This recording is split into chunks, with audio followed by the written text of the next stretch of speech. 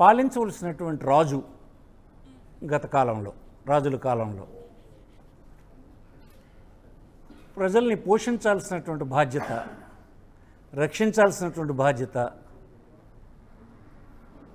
తీసుకోలేనప్పుడు, చేయలేనప్పుడు తన అసమర్థతని కప్పిపుచ్చుకోవడానికి ప్రజల్ని భయభ్రాంతులను చేసేటువంటి ఒక కార్యక్రమాన్ని చేపడతారు. ఇది చెప్పింది ఎవరు? చాణక్యుడే చెప్పాడు. ఇది ఎప్పుడో చాణక్యుడి కాలం అంటే అనేక శతాబ్దాల క్రితం మాట. అతనే చెప్పాడు, పాలకులు వైఫల్యం చెందినప్పుడే ప్రజలను భయపెట్టే పని చేస్తారు. అలాగనే మీరు ఇటలీకి చెందినటువంటి ఒక రాజకీయ శాస్త్రవేత్త 1513లో తన ప్రిన్స్ అనేటువంటి గ్రంథంలో ఏం రాశాడంటే,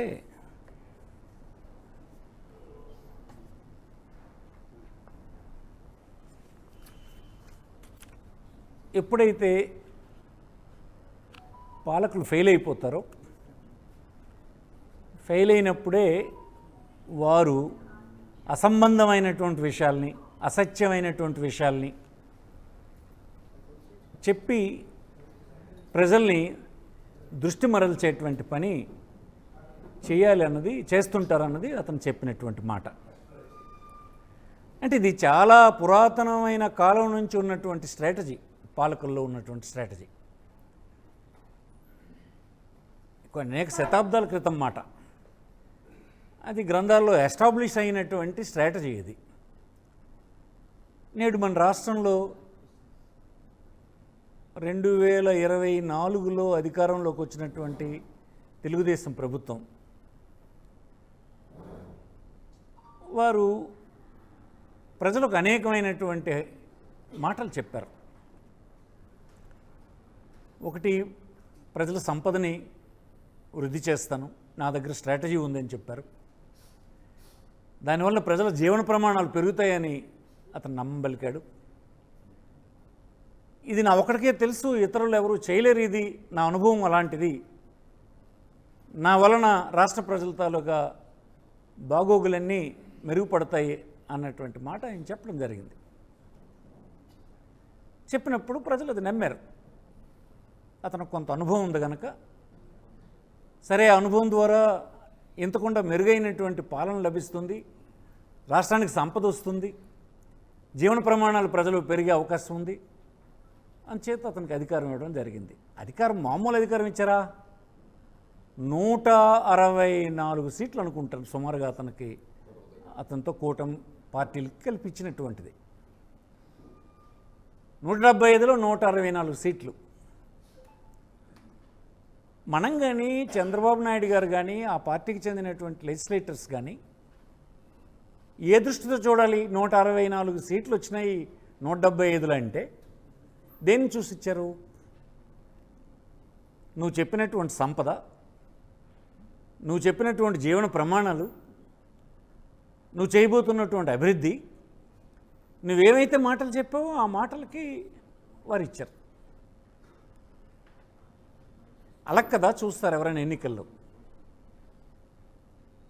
మరి మీరు ఇప్పుడు చేస్తుంది ఏంటి? 2 సంవత్సరాలైనా ఈ విషయాలు మీరు మాట్లాడడం లేదు. మీరు చెప్పినటువంటి ఏ అంశం కూడా ఎక్కడ రాష్ట్రంలో కనిపించడం లేదు. ప్రజల సంపద ఎక్కడ పెరగలేదు. ఆ సంపద పెంచడానికి మీ దగ్గర ఉన్నటువంటి రహస్యం ఏంటో ఎవరికి చెప్పలేదు. జీవన ప్రమాణాలు పెరగలేదు, తరిగిపోతున్నాయి జీవన ప్రమాణాలు.